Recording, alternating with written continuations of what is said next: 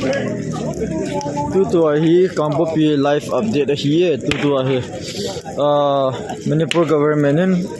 state force or army hola do di dei atijiwa dei lo san a protest ka hi bolo he to hi ta in to hi mi upa ki thailo nunga golang ki thailo bon cha pan kila jinga hi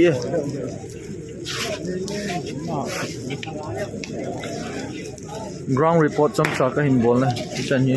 anung autte video clip nyaw cha cha tu zan mama imam lo mai thei patino sena imam lo mai thei hi in hi jong le jinglam le ipium de ham yang ke ha thei kwa ti cha chu report cham cha cha ka hin bol oi